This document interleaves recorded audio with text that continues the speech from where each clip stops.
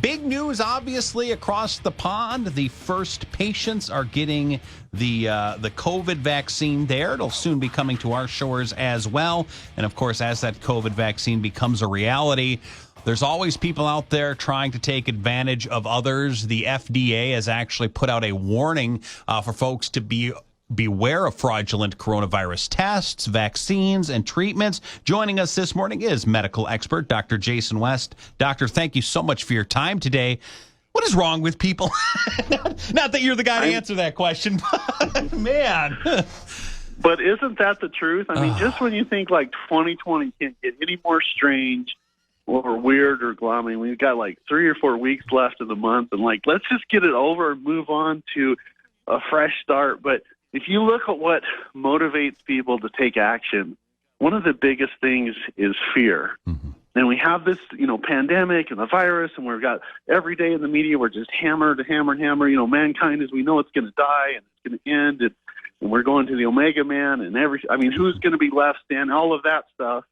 And then we have some nefarious people that are stepping in, and they're going to exploit that fear. And it's just tragic. Mm-hmm. Let's talk then about what is actually legit and what is illegitimate. As far as cures, are there any actual legitimate cures? Obviously, there's preventative measures, but are there any actual cures for COVID?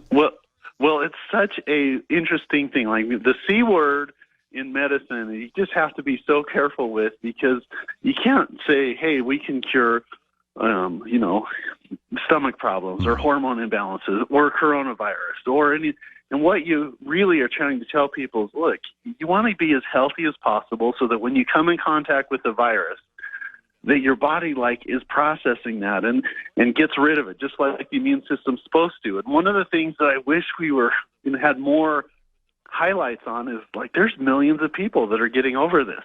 There's millions of people that have been exposed, and their immune systems kick in. And unfortunately, those at risk that have comorbidities or other healthcare problems put them at high risk, and it's bad.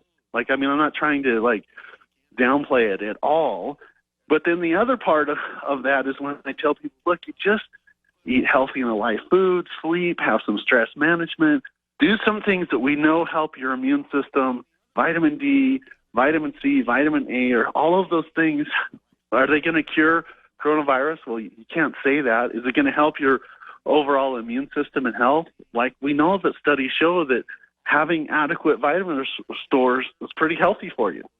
Do we see, and obviously here in the north, here in Wisconsin, as I look out the window right now, I see nothing but clouds. We are covered with clouds here. And you mentioned vitamin D, and vitamin D is a twofer. Not only do you need to consume it, but your body needs a little bit of assistance in processing that as well, correct? Well, it seems like such a no-brainer because it helps everything. Mm-hmm. It helps your bone health. It helps your moods and emotions. It prevents seasonal affective mood disorder, which is the blues that come from not enough sunlight in Idaho and Wisconsin and anything not around the equator at this time of year. We're not getting vitamin D levels. We know it helps the immune system. It's really good for other types of viruses. And so just if you extrapolate that biologic logic, that if it helps against other viruses, it should help against the coronavirus, and there's no downside to it. I mean, it's so easy to recommend for people. Really good stuff. Talking this morning with Dr. Jason West. He is a medical expert as well as the founder of the West Clinic, a healthcare center in Idaho. And doctor, let's talk then about testing as well. And I guess, we've always had snake oil sales folks out there that are trying to peddle the next cure or this, that, or the other thing.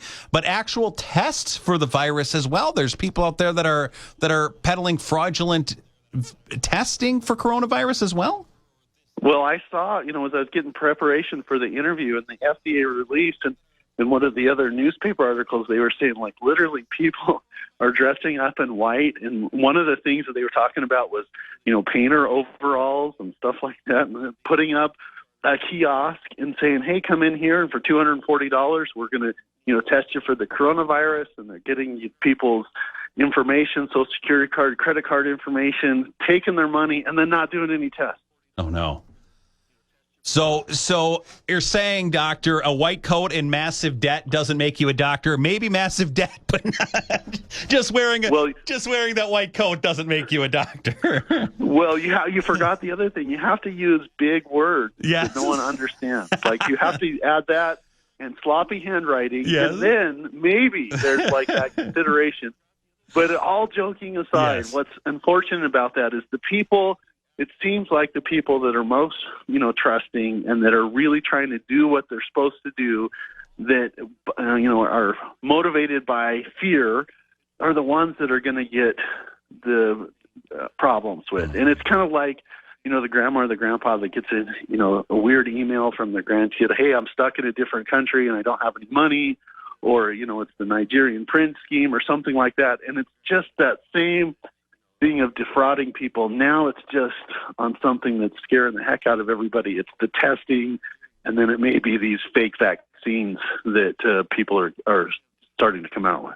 Really good information. Great warnings to folks as well. And as we like to talk about, of course, check with your doctor, your primary care physician. They've got great resources on all of this stuff. Dr. Jason West, thank you so much for your time this morning. Stay warm, and we'll talk real soon. All right. Thanks for having me again.